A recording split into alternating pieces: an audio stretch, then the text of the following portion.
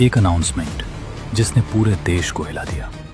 लेकिन क्या आप जानते हैं, ये सिर्फ नोटबंदी नहीं थी, ये एक हिडन वॉर का जवाब था जो सालों से चुपचाप चल रही थी।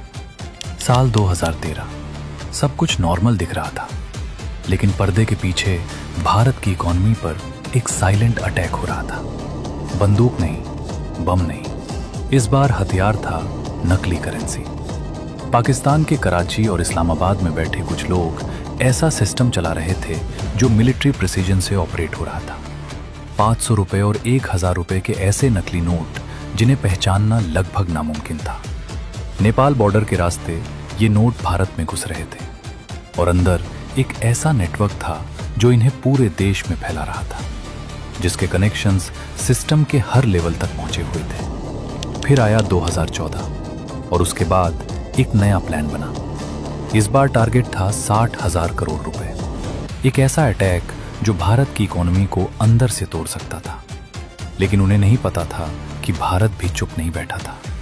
एक भारतीय धुरंधर दुश्मन के बीच रहकर सब कुछ देख रहा था। चलिए जानते हैं धुरंधर की असली कहानी। साल 2013। बाहर से सब कुछ सामान्य दिख रहा था। बाजार चल रहे थे, लोग अपनी जिंदगी में व्यस्त थे, चुनावी माहौल बन रहा था। लेकिन इसी शांति के पीछे एक ऐसी जंग चल रही थी जिसे आम आदमी देख नहीं सकता था। ये जंग बंदूक या बम की नहीं थी, ये जंग थी अर्थव्यवस्था को अंदर से कमजोर करने की। और इस जंग का सबसे बड़ा हथियार था नकली भारतीय करेंसी। पाकिस्तान के कराची और इस्लामाबाद में बैठे कुछ नाम इस पूरे खेल को चला रहे थे। दाऊद इब्राहिम, मेजर इकबाल और खनानी ब्रदर्स। ये कोई छोटा मोटा गैंग नहीं था, बल्कि एक ऑर्गेनाइज सिस्टम था जिसमें प्लानिंग, एग्जीक्यूशन और डिस्ट्रीब्यूशन सब कुछ मिलिट्री प्रिसीजन के साथ हो रहा था। इस्लामाबाद के एक सुरक्षित लोकेशन पर हाई क्वालिटी प्रिंटिंग सेटअप तैयार किया गया था। वहां भारतीय 500 रुपए और 1000 रुपए के नोटों की ऐसी कॉपी बनाई जा रही थी जिसे पहचानना बेहद मुश्किल था। Paper texture, ink pattern, watermark, हर चीज पर महीनों रिसर्च किया गया था। धीरे धीरे ये नकली नोट नेपाल बॉर्डर के जरिए भारत में घुसने लगे।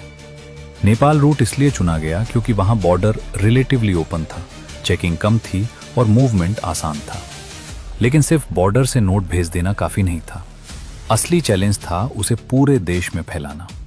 इसके लिए भारत के अंदर एक मजबूत नेटवर्क तैयार किया गया था। इस नेटवर्क का सबसे अहम चेहरा था अतीक अहमद। उत्तर प्रदेश का यह नाम सिर्फ क्राइम की दुनिया में ही नहीं, बल्कि लोकल सिस्टम में भी गहराई तक जुड़ा